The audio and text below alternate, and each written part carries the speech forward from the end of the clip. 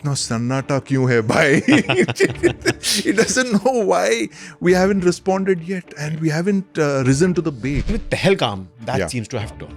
Pakistan now is in headlines. Pakistan has become a talking point, and the US again is involved. Pakistan's nuclear weapons are not about deterring the Indian military, right? That's a fact. Yeah. It is to deter the Indian political leadership. What's the need for the US to cozy up to Pakistan? They seem to have fooled Trump, and this happens every time. They've done it with Ronald Reagan in the 70s and 80s.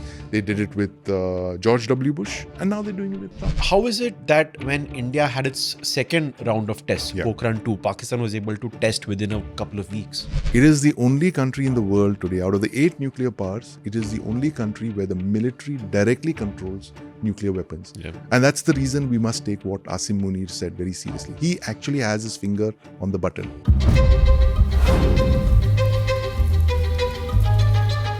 Welcome to ना defence. किसी की माँ काली हो सकती है और किसी की धरती माँ काली हो सकती है, पर माँ माँ होती है। I don't know what that means, but that's one of the comments that Field Marshal Asim Munir is reported to have said when he was in the US recently. He'd gone there for a event, for a formal event actually. He'd gone there to bid farewell to a top US military general, somebody with whom he was in close touch with when the general was serving in the Asia Pacific region. There in the US, he attended a private dinner hosted by a Pakistani businessman where he's made this comment. This is part of many comments. The one that actually has caught the attention of many in India and across the world is where he basically went on nuclear sabre-rattling by saying that if a push comes to shove, Pakistan is ready to take down half the world with it, by saying that we're a nuclear nation, and if it comes to that, we'll take down half the world with it.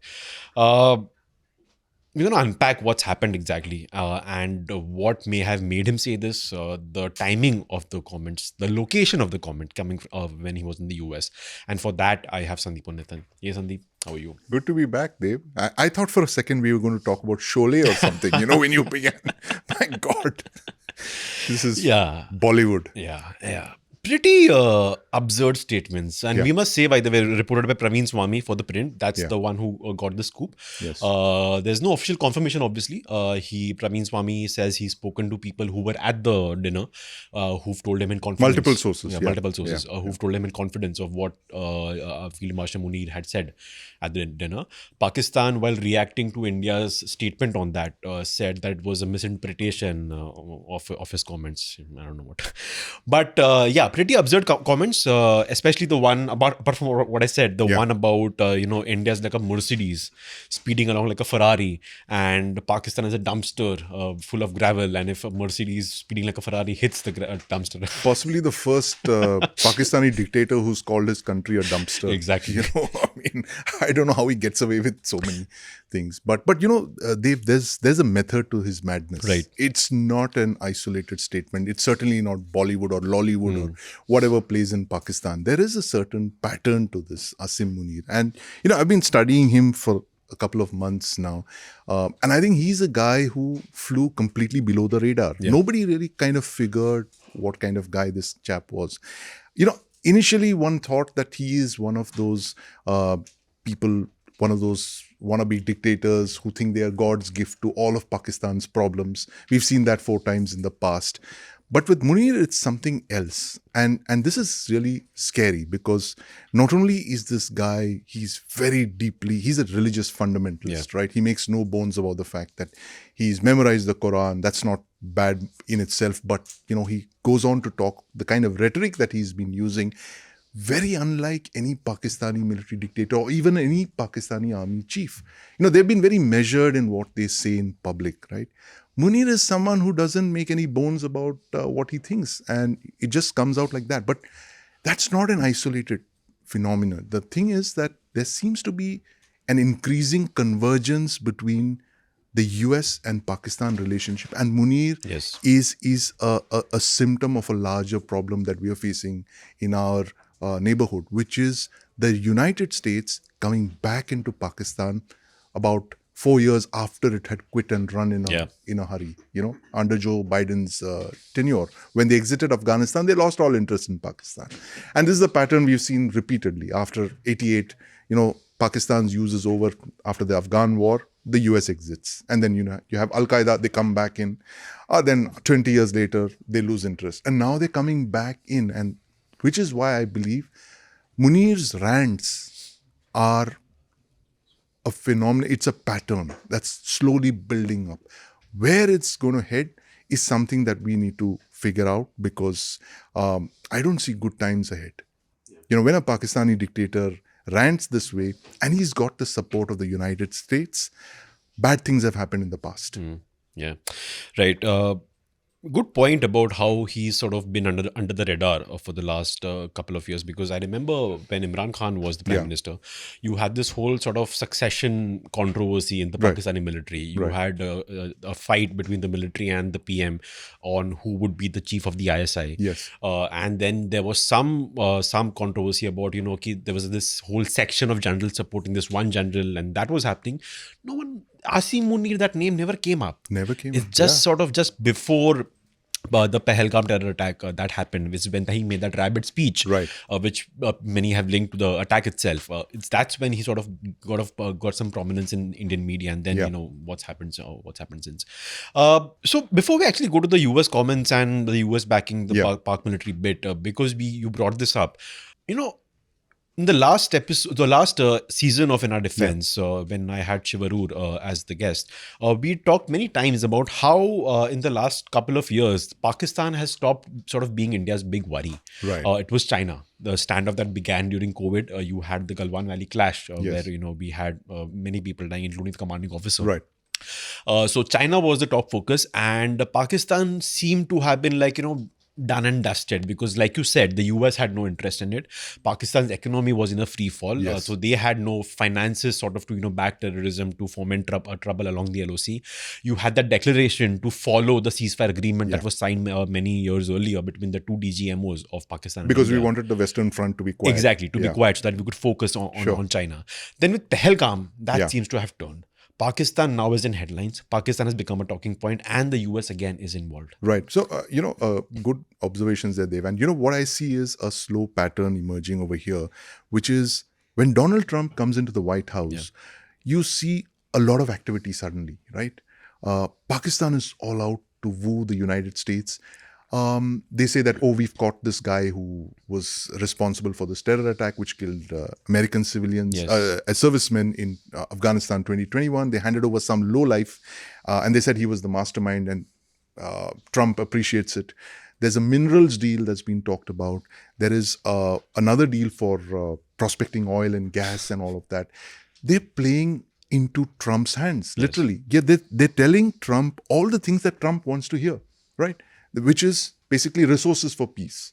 And to convince him somehow that, South Asia or the Indian subcontinent is a deeply destabilized place, and he needs to come in, use his good offices, and which is what happened during Operation Sindoor, right? So Pakistan seems to have got an edge over India in playing Donald Trump, massaging his ego, doing all of that. And there was a slow build-up, which we kind of missed, right? From January on. We thought that, Trump is a friend of India, ab ki baar, Trump sarkar, all of that, right? But there was something else. There was another game that was playing on there. And we saw that, the ugly face of that during Operation Sindoor, where Pakistan seems to have convinced the world that, look, they got the United States to mediate, and not just the United States, it's Donald Trump to mediate, right? And Trump then picks that line and he goes on and repeating it, much to our discomfort and embarrassment. And we have called that out. It's a lie. The government of India has called it out. The MEA has called it out. The Prime Minister has said so. He's called Trump and said, look, there is no peace deal. We agreed to a ceasefire only when the Pakistanis called up on the 10th of May and said, enough, stop. And we de-escalated then. The operation continues. Now, my point is that Asim Munir couldn't have said all of this if he did not have the backing of the United States. Pakistani military dictators don't function very well in isolation. When they have the United States behind them, bad things happen in the neighborhood. We saw that in the 70s when you had General Ziaul Haq, who was in the doghouse for unseating Zulfikar Ali Bhutto, no friend of India, incidentally. he executed Z.A. Bhutto, and the entire Pakistani nuclear weapons program was under American sanctions. Yes. And then lo and behold, the Soviets invade Afghanistan in 1979, and Zia becomes this frontline ally in this war against the Soviets. The Americans turn a blind eye to the nuclear weapons program and the proliferation that's going on. Pakistan gets the bomb. And then the Americans exit. Pakistan is once again in the wilderness. And then lo and behold, 9/11 happens. The Americans re-enter the scene. Musharraf is the dictator. He escapes sanctions. And forget escaping sanctions. He manages to expand the Pakistani nuclear arsenal while the Americans are watching. Right? Pakistan is already a nuclear weapons state in 1998. So that's what my point is, Dev. Every time the Americans enter the subcontinent, Pakistani dictators get emboldened.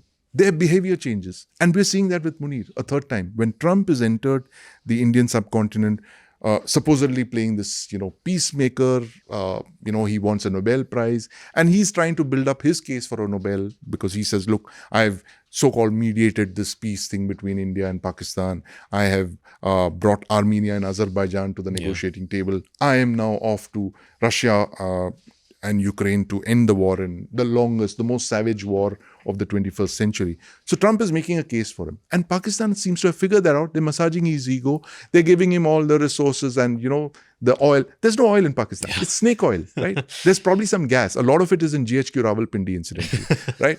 And they seem to have fooled Trump. And this happens every time. They've done it with Ronald Reagan in the 70s and 80s. They did it with George W. Bush. And now they're doing it with Trump. It's a familiar pattern. It's a familiar playbook.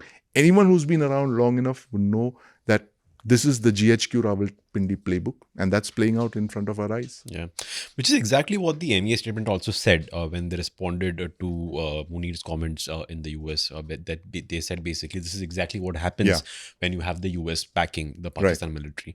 But what I'm still not able to understand is the why of it. So the previous examples you gave, that those made strategic sense. So you had the Soviets invading Afghanistan, so US wanted to contain them, needed Pakistan as a staging base. You invaded Afghanistan in response to the 9/11 attacks. You began this war on terror.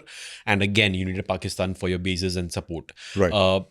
Briefly, we thought when the Israel-Iran conflict was at a peak that the US may need Pakistan once again for staging bases, support bases, etc. But that sort of fizzled out, and after the US bombing Iran's nuclear, civilian nuclear sites, is what Iran claims. So what's the need for the US to cozy up to Pakistan? Well, several reasons there, Dev. And the first reason is, of course, the bases, right? You enter Pakistan, you get access to their bases, which I believe Munir has already promised them. You can look at Iran, you can look at Afghanistan, you can look at China and India, right? That's a very strategic location. And that is all Pakistan is to the West. Pakistan is strategically located. It is like a massive, massive base. It has no qualms about renting its territory out. This is a country that has allowed its citizens to be killed by the Americans and then claimed bounties for that. Can you believe that? This is unimaginable. Parvez Musharraf said that, the former dictator of Pakistan mentioned that in his autobiography, that we were actually collecting bounties from the United States for Pakistanis who were terrorists, right? That's how low it gets. You're allowing a foreign country. It's like, those canned hunts that we hear of in South Africa, where you can go and pay a lot of money and shoot elephant and wild game and all that. Pakistan is like that. It's a wild game preserve. And, you can do what you want to in Pakistan as long as the money is right. But, there's another subtext to this, what we're seeing right now, Dev. And that is what happened on the 10th of May, right? Yeah. A lot of us don't understand how truly groundbreaking what happened on the 10th of May is. Operation Sindoor. We just say, Operation Sindoor, India struck, Pakistani air bases and all that. But you have to understand that what India actually did was to strike at Pakistan's nuclear vectors. And by nuclear vectors, I mean the means to deliver a nuclear weapon. Yeah. Pakistan's raison d'etre for the last 4 decades when it comes to the nuclear weapons thing is that it wants to establish deterrence against India. They have what is called nuclear weapons enabled terrorism, which means that it uses nuclear weapons as a shield while it uses a sword of this war of 1,000 cuts, terror attacks against India. And when we threaten to attack them conventionally, they say, look, we have nuclear weapons, the subcontinent will be nuclear, there'll be a nuclear war, and and then they shout, and then they ask for the world to intervene to prevent an attack on them. Now, this strategy is held from the 80s through the 90s and for over 2.5 decades, right? Ever since they became a nuclear weapons power. And if you look at it, the pattern is similar. They attack parliament, India mobilizes, there's a nuclear weapons threat that's made, the situation disengages. They tried that several times, several sensational attacks, 26/11, all of that. But now for the first time, you have a political leadership that is not deterred by Pakistan's nuclear weapons, which carries out a series of attacks. I call it a rampage because a BrahMos missile attack of the kind that we launched on Pakistan in 30 minutes, attacking their air bases from the north to the south, completely shook Pakistan's nuclear establishment. The Strategic Plans Division, which strategizes how they move their nuclear weapons, that handles their nuclear weapons, they must have been in a state of panic because Pakistan has 2 nuclear vectors, right? It has air-launched weapons and it has ground-launched weapons. Air-launched weapons are its F-16s and its Mirage 3s, which are configured to drop gravity bombs at atomic weapons. And the ground-based vector are the TELs, the transporter erector launchers, which are their Abdali series and the Shaheen series missiles, which have nuclear weapons on them. Now, when you attack their air bases, it means they can't fly their aircraft, right? They have to withdraw to other bases. They have to withdraw away from the bases where they've kept their nuclear weapons, which means you have negated the air vector. Now, for the TELs to move, you need the air cover that the aircraft of the Air Force provide. So when there are no aircraft flying, you don't have your ground-based vector as well. So they are deeply vulnerable. And I think this is the kind of panic that we are seeing in Pakistan, that their entire nuclear doctrine, which they've built on 3 decades, in half an hour, the Indian political leadership, the Prime Minister Modi has said, we are not going to be blackmailed by our nuclear weapons. And that has frightened them. And I think what Munir has said in Tampa, Florida, just last week, is a manifestation of that utter panic in Pakistan's strategic community. And this is, I spoke with Lieutenant General Ravi Shankar, actually. I must give him credit for that. We spoke together on this, and he believes this is what's going on right now. That there is panic in Pakistan's strategic community because they feel that their nuclear weapons, see, Pakistan's nuclear weapons are not about deterring the Indian military, right? That's a fact. It is to deter the Indian political leadership. Pakistan achieved nuclear weapons parity with India the minute the first F-16 flew with a nuclear weapon under its belly. When one bomb could fly on an F-16, the Indian political leadership which actually is going to, initiate a conventional war, they took a pause. They said, look, what if it goes nuclear? They didn't understand the escalation ladder, which is what this government seems to have understood. There's that one comment that Admiral Pramod made in the briefing, if you remember. We discussed this, where he said that we had an escalation ladder worked out. And that must have scared them, because now you're looking not just at the Indian leadership that has figured out the escalation ladder, but is now slowly calibrating it, moving up the ladder. So even as as unreasonable as these attacks might look to the Pakistanis, it was very calibrated. They only hit about 11 or 12 bases. There is a lot more BrahMos missiles from where they came from, right? But it was messaging to Pakistan, right? Cease, desist, do not escalate, because if you escalate, there will be more attacks, right? So what you're seeing now with Munir's rant, nuclear weapons, we're going to do this, that, is they really don't know what's going on. And the one person I'm waiting for to come out and speak is a gentleman named Lieutenant General Khalid Kidwai. Now, he was the head of the Strategic Plans Division in Pakistan. He is like literally their nuclear Ayatollah, right? Okay. He's a very calm, quiet, composed guy.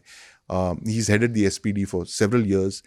And when Khalid Kidwai speaks, the world listens. And he's spoken publicly only twice. In 2002, I remember. Yes, 2002 is the first time he spoke when he enunciated the red lines that Pakistan had before it would go nuclear. It is that if you conquered a large part of Pakistan's territory, if you destroyed their military machinery, their capacity to wage war, if you strangulated them economically, or if you destabilized them politically, these are 4 red lines. We would go nuclear as soon as they were crossed. So it was basically telling us that if you do these things to us, we will attack you with nuclear weapons.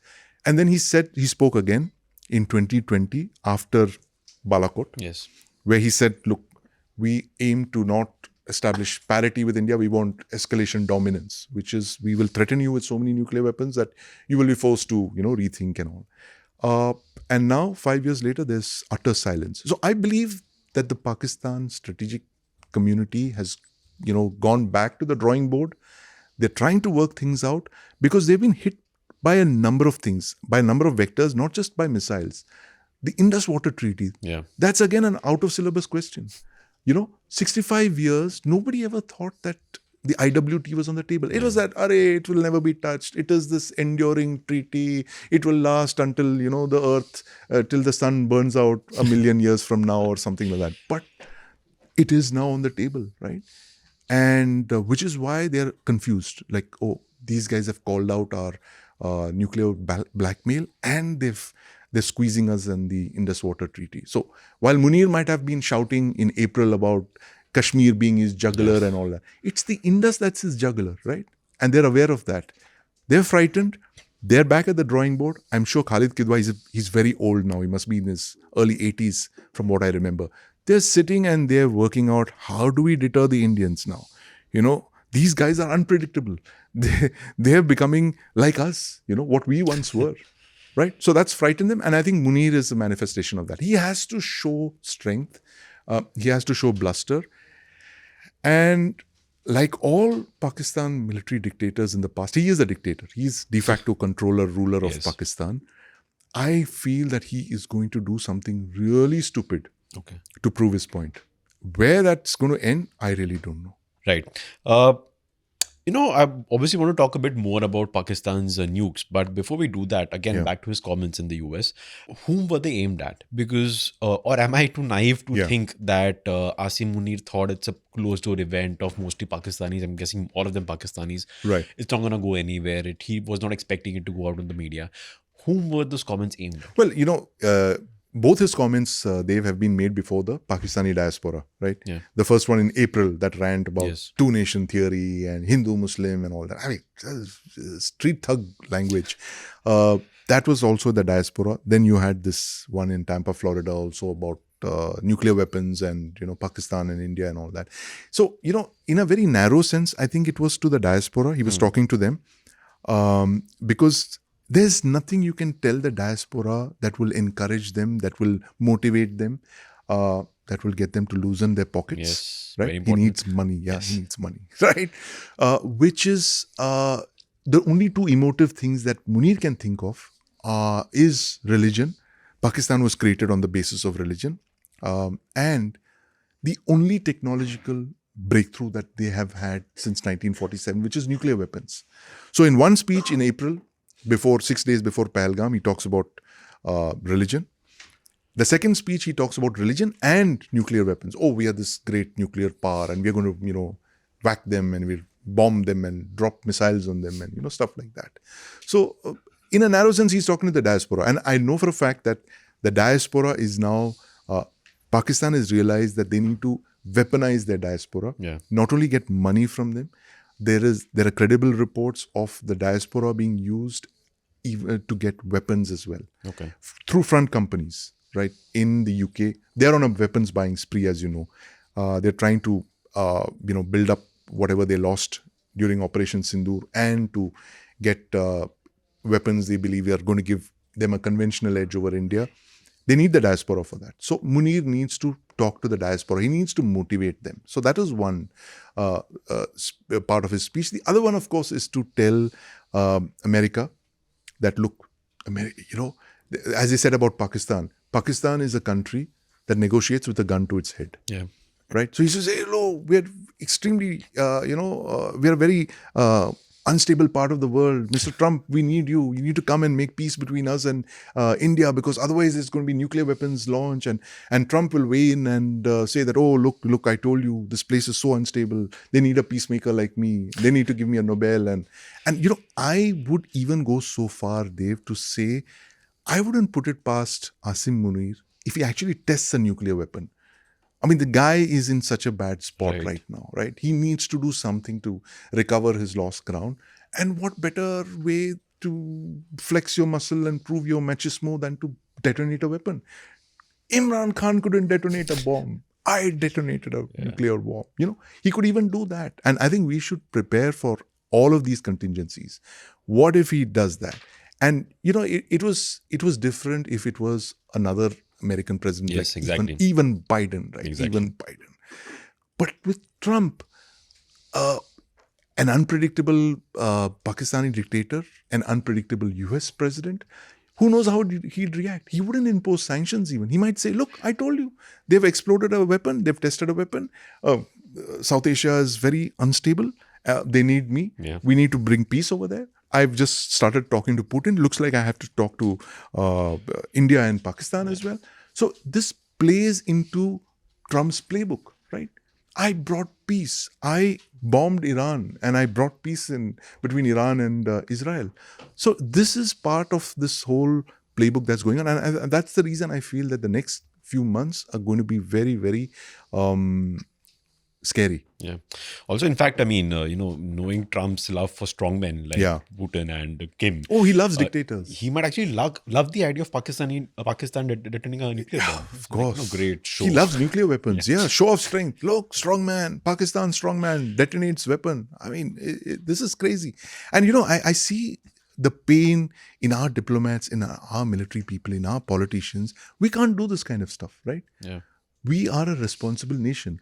And we have no option but to keep calm and carry on. Yeah. Right? We cannot be unpredictable. We can't be mercurial. We have a reputation to protect. We are not going to toss aside 25, 50, 75 years of what we've built so far just because we want to, react to some crazy guy on the block. Yeah.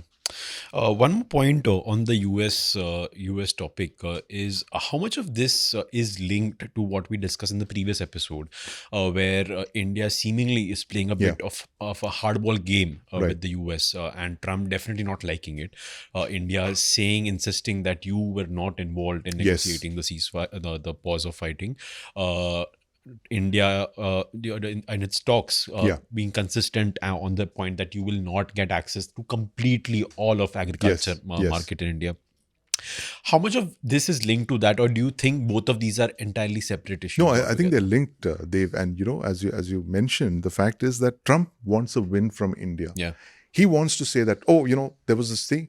I negotiated with India, and there was, such a hard bargain, and finally we agreed at this. I got what I wanted. Or you have to say, I negotiated this peace deal, and the Indians loved me for it, and they hailed me, and they nominated me for a Nobel. Or they're going to buy $10 billion worth of, arms from the United States. Look, I did it. We haven't given him a win.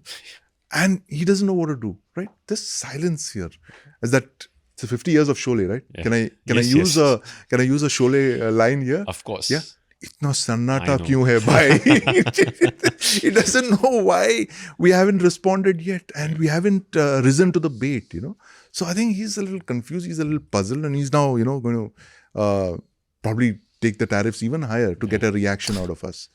Right. So, but the point being that he loves dictators, and he says it more openly, Dave. But I think Americans, the American establishment, they love dictators. Yeah. They love them across the world, and you've seen it. And there's a playbook here. And I must say it because when you mentioned Imran Khan, that was the first thing that flashed through my mind. You remember the Egyptian experiment post the Arab Spring? Yes. Where they had this popular elected Mohammed Morsi who came there. He was wearing a suit and he was wearing rimless glasses. He was on the cover of Time magazine and says he's the man of the moment, Mohammed Morsi, representative of the people. And then they discovered, oh, he's Muslim Brotherhood. Oh, he's an extremist. Oh my, And can we get someone else? Can we get another Hosni Mubarak? Yeah, sure. There's the former chief there, General Al-Sisi. Yeah. So, lo and behold, Morsi is in prison and Sisi is in power, right? This is the playbook. Imran Khan shows a bit of independence and starts speaking his own mind. He actually believes he's in control. And lo and behold, he's in prison and Asim Munir is in Biggest power. mistake of his life. Yeah, well, we'll see.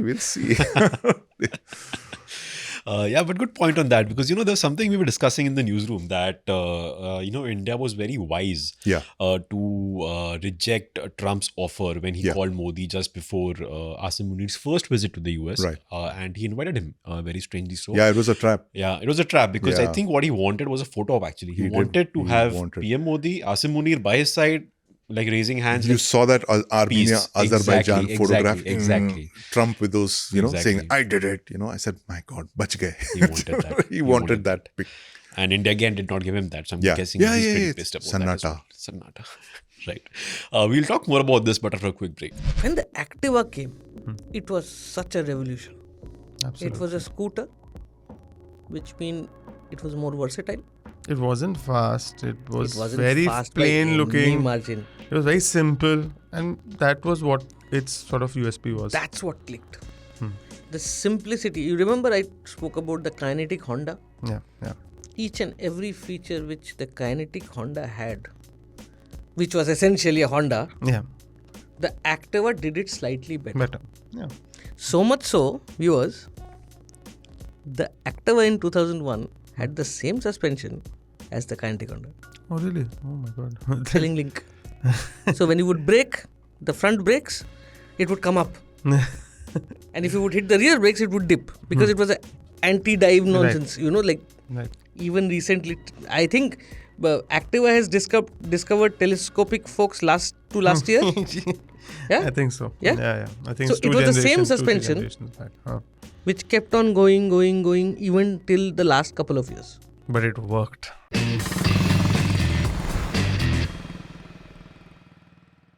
Welcome back. Sandeep, I want to talk a bit about Pakistan's nuclear weapons, the program itself, and the situation right now. The program. Growing up, I've read lots about how it was a dirty program, but unfortunately, I haven't done a deep dive into it. Right. So I think I am very interested. I'm pretty sure our listeners and viewers will be pretty interested. If you can sort of give us a sort of a very short history lesson on how did Pakistan end up getting its nuclear weapons, the A.Q. Khan chapter, and also. Even though this may be a naive question, but how is it that when it comes to nuclear program, which will take decades for any country, it has taken decades for many countries, how is it that when India had its second round of tests, Pokhran 2, Pakistan was able to test within a couple of weeks? Very good question. You want me to answer that first? Yes, I will answer that last part of your question first. The fact is that Pakistan weaponized before we did. Okay. Right? Wow. Yeah. Right. We tested, but the weapon that we tested was not a weapon, was not a deliverable weapon. Right. It was a large device, and that device could not be put onto a vector. It couldn't be put in on the tip of a missile, or even rolled out of a cargo aircraft or launched in any particular way. It was a test of a device. That device was very large. I don't want to get into the details of that device, but that was 1974. The Pokhran 1 test. The Pokhran 1 test, that's right. But what we tested in 98 was a deliverable device, or a series tests, of five tests were deliverable devices. And then we declared ourselves nuclear power. That's correct. So how it starts is that India's nuclear weapons program was a reaction to China going nuclear. Okay. So when we fought with that border war with China in 1962, neither India nor China were nuclear weapon states. China went nuclear in 1964, Right. just 2 years after the war. And you must understand, Dave, that in 62, the kind of shock to the Indian system that you could well have lost the entire northeast Yeah. of India, right? That is a large chunk of territory. There was nothing between the Chinese and, say, East Pakistan. They could have just rolled all the way up there. We would have lost the entire northeast. That frightened the Indian establishment, and that is one of the reasons that we started going nuclear. We started pursuing a covert nuclear program. It was couched in the civilian nuclear energy program. 64, when China tested, we accelerated that program. There were bomb scientists like Homi Bhabha who Yes. said we need to. For all of you who've watched Rocket Boys, you know the story. Homi Bhabha was one of our most ardent advocates of a nuclear bomb. And in 72, when Pakistan came out of the Indo-Pak war with half of Pakistan, it lost Yeah. East Pakistan. They were in a state of shock.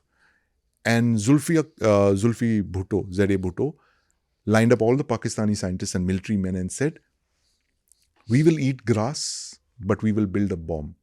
Now, when a country, even as poor and as technologically challenged as Pakistan, sets its mind to a nuclear weapons program, they can get it. And the proof is North Korea. Yes. Despite all of the, the economy and all of that, it's become a state project.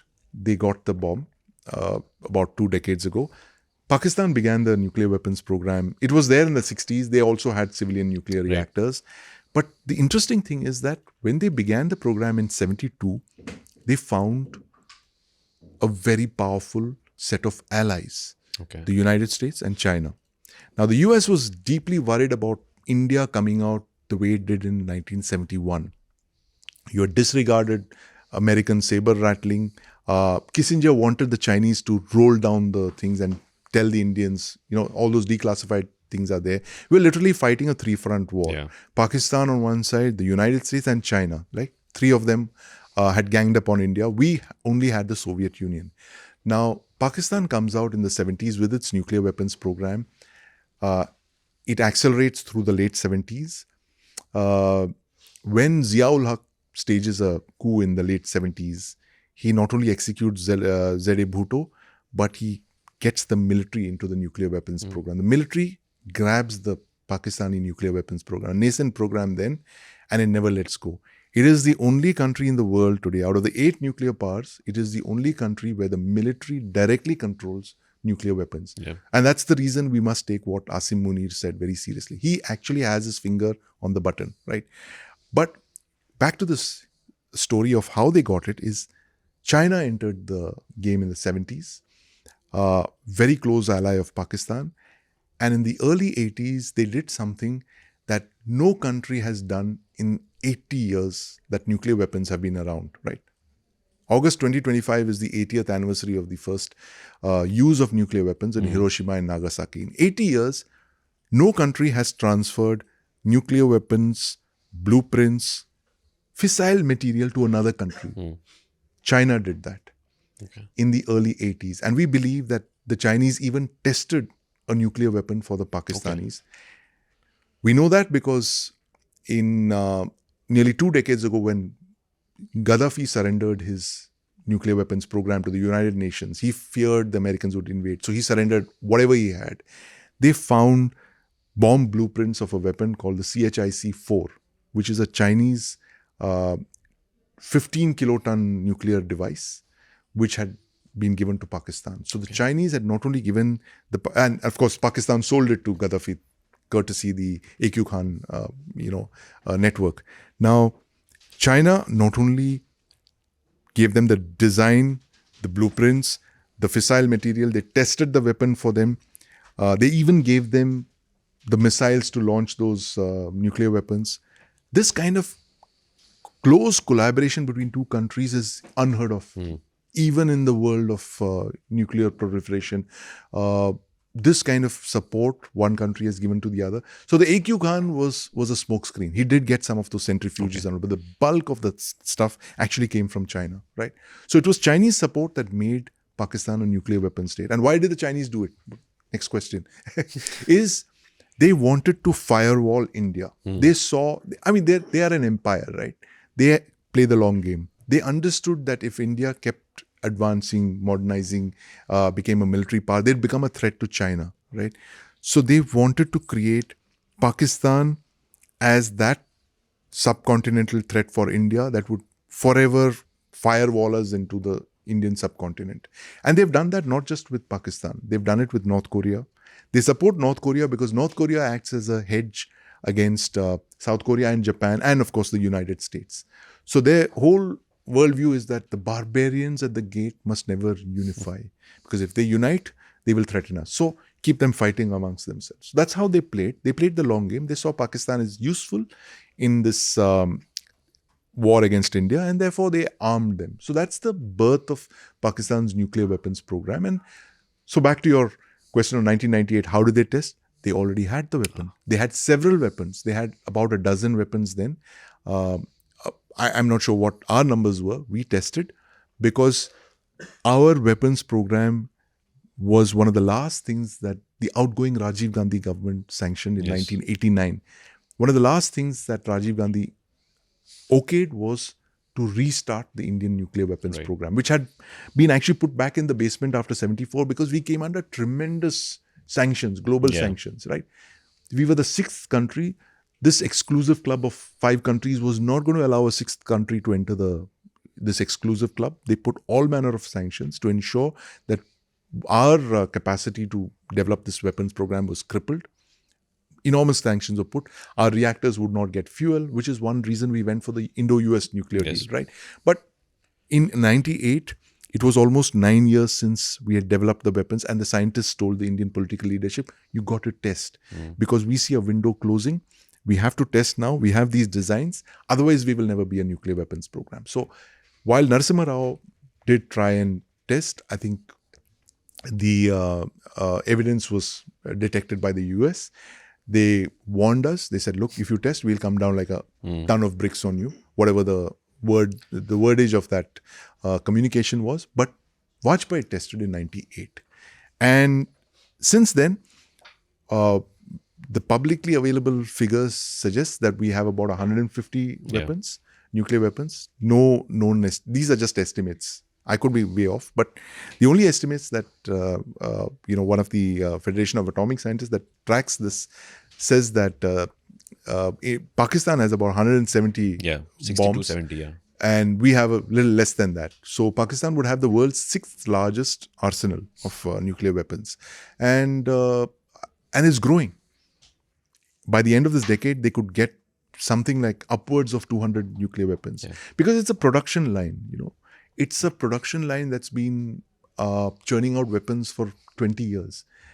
And it's worrying because a country the size of Pakistan, which has no geographical depth, which is riven with extremism and which is an economic basket case, where are they going to hide all these weapons? They're going to run out of space. They're going to run out of bases. They'll have to dig deeper and deeper to hide these weapons. That was gonna be my next question. Kind of that actually.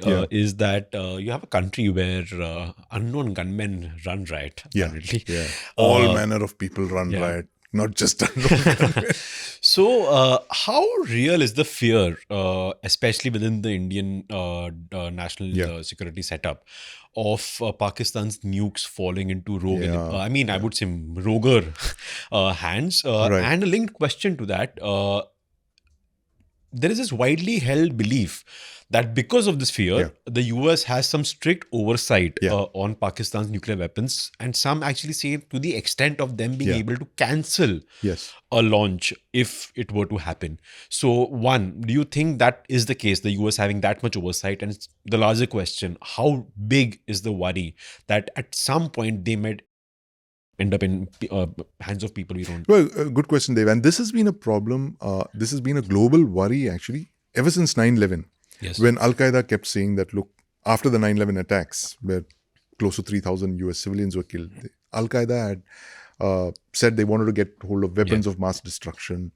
And the closest address to that was Pakistan, right? Because they were all in Pakistan. Al-Qaeda was in Pakistan. And you had this nuclear scientist called Sultan Bashiruddin Mahmud, who was a very bright nuclear scientist who was actually in touch with Al-Qaeda. He had gone and met Osama bin Laden, right? And this is what worried the United States, that there could be elements within the Pakistani state that could compromise their nuclear weapons. There could be a situation where there would be political instability, there would be a regime collapse, and this rogue nukes, loose nukes kind of thing, some general would run away with a nuclear weapon or two, and they will use it almost immediately. They will use it against the West. They will try and attack targets in Saudi Arabia or smuggle it into the United States or into the West. And this was if you remember, this was a constant trope in all the Hollywood movies of the early 21st century, right? You had the movies like The Peacemaker and all of that. Yes.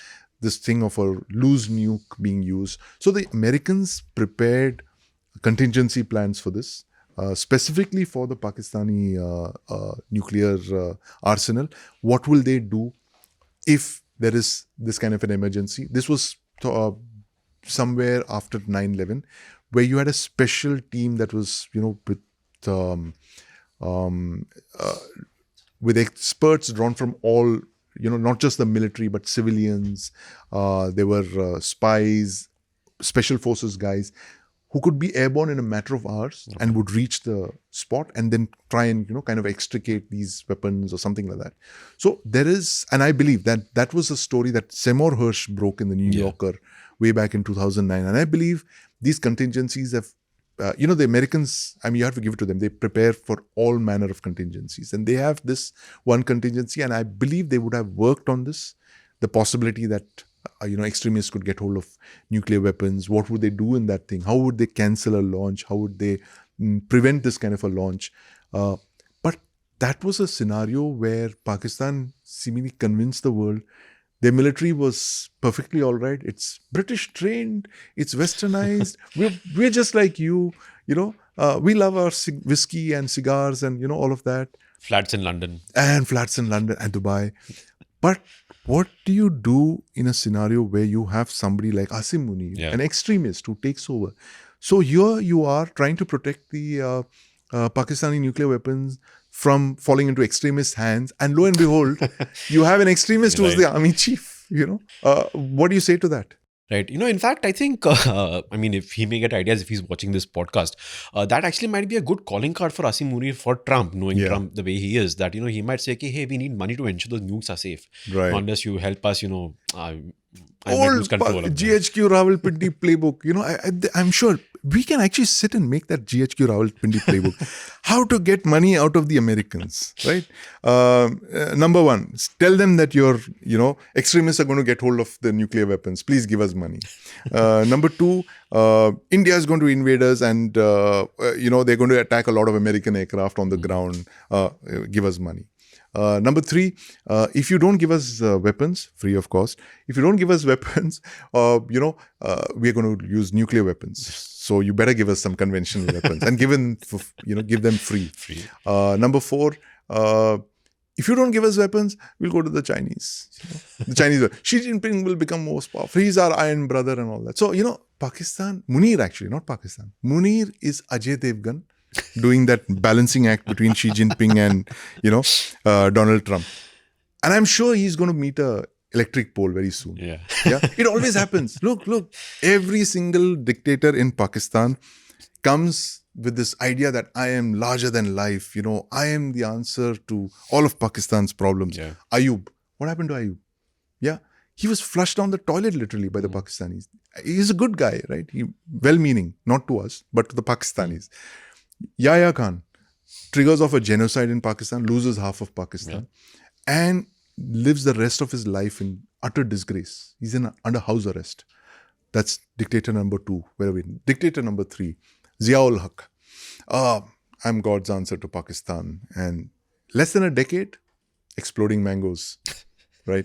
Dictator number 4, Musharraf. I am finally the answer to all of Pakistan's problems. What happens? Exile in Dubai And the Pervez Musharraf who's on that hospital bed is not the Pervez Musharraf who we recognize, who I met here, incidentally, at the India Today conclave. Completely unrecognizable. Broken, defeated, forgotten by his people. And now it's dictator number 5, Asim Munir. Yeah.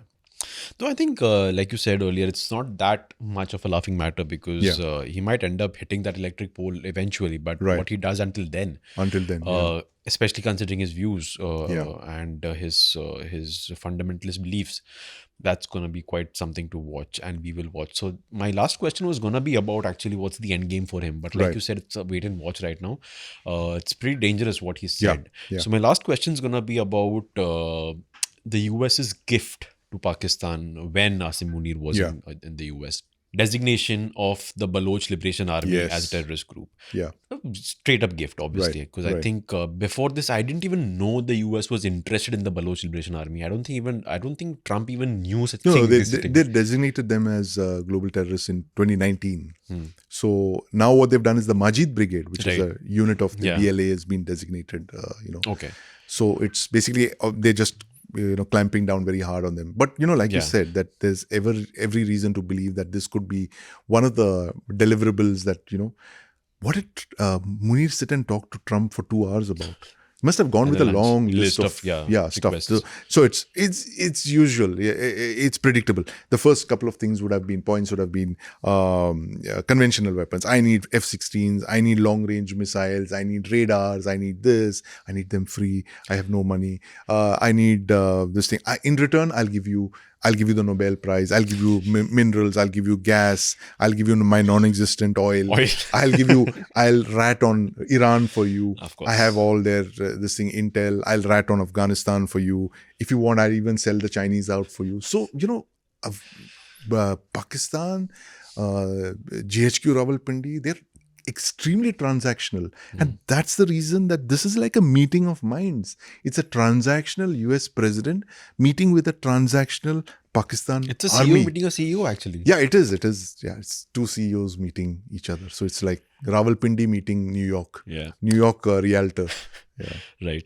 Yeah. So I stand corrected on my BLA point. But the question I was also going to come to after that was, is this also part of Trump trying to turn the screws on India? The reason I ask that is because obviously Pakistan has been accusing India of fomenting unrest in Balochistan and has obviously accused India of backing the BLA and other such elements over there. So this was sort of something we were discussing in the newsroom when this news came yesterday, is that would this be sort of a stepping stone for Trump to at some point in the 3.5 years he's still in the presidency to take that unprecedented step of ending up naming an Indian as a potential terrorist? Who knows? You have already the case of the former officer Vikas Yadav. The US labels him a criminal for taking part in the alleged Pannoon plot. Yes. So, do you think that may also happen? Quite possible. I mean, this is a playbook, and what I really want to know at this stage, Dev, is I don't know. We need more evidence on this. Has Trump turned against the Indian government, or is it the entire US establishment? Because that would be worrisome. If the US establishment is turned against us, then we have a problem, because then you're going back on a relationship that you've built over 25 years, right? I'm not for a minute advocating that we don't need better ties with the United States. We need even better ties than we have now, right? The US is simply too large to ignore. But still, we have to do it in such a way that it doesn't compromise on our dignity and our sovereignty, right? Yes. They can't ride roughshod on us. It has to be on our terms, right? And what Trump is doing, the way he's humiliating leaders, the way he's name calling them, and I think he's used some very harsh words with India, the dead economy and all of that. I mean, this is not the language that mature leaders use when they're talking of other countries which you've built up relationships with and stuff. So I think that is always going to be the a sore point. But the point we have to look for is the American establishment now turning against us? Because if that's the case, then we have a problem. And we have a problem with this convergence of interest that we discussed with Pakistan as well. And Pakistan is always happy to play, the useful idiots for American games in this part of the world, like they have done in the past. I think it's going to be a very rough and tumultuous 3.5 years for us, I foresee, unless there is some breakthrough with in Alaska, who knows, on the 15th of August, and going forward, possibly an end to the conflict where Trump kind of gets distracted with ending the war And getting a Nobel Peace and Prize. getting the Nobel Peace Prize. Give him the Nobel Peace Prize. But yeah, good point actually, and I think that's something that's a good idea for another episode. We'll do maybe very shortly. Actually, it's the turn in the US-India ties, because that's something even I've been wondering, because I've always believed that when it comes to foreign policy, leaders don't really drastically change a country's policy. Even India, for example, what you've talked about, the escalation ladder, it's not as though it's just the PM Modi-led government that's done that. It's been happening on a slow boil over. The current regime may have accelerated that process, been a bit more, aggressive in that regard, but that was happening anyway. So I've always felt that, presidents, prime ministers, leaders, they just sort of take that policy forward faster, slower, but they do that. But this would be, like you said, that's what I'm wondering actually. How is it possible for this one guy to suddenly just make the entire US State Department amenable to this idea of what he's doing? Right. But I think that's something we can discuss at length on a different episode. This is a long soap opera. Yeah. Fasten your Man, seatbelts. 3.5 years. 3.5 more years. Oh man. Imagine it's just January, and I think it's almost a year. Feels like it's been 2 or 3 years. With Trump, it's like that. What's it? Time dilation. Yeah. It's like you think days. Events that happen over years now are happening in days. Exactly. Right. Great. Then I think we'll end the chat there. Thanks, Sandeep. Fantastic chat as always. Loved, by the way, your insight and your answer about Pakistan's nuclear program and the fact that they got it before us. And I think now that you say they weaponized before us. Weaponized before us, yeah. Now that you say it, it seems fairly obvious. Deliverable weapons. Yeah. Deliverable weapons. Yeah. Now that you say it, it seems very fairly obvious, but I think not a lot of people put their minds to it and think of it that way. So thanks. Great chat. Thanks a lot. As always. Thank you. And thanks as always to our listeners and viewers. That's it for this week's Defense Dose. For more, tune in next week. Till then, stay safe and do not cross any boundaries with the passport. Bye-bye.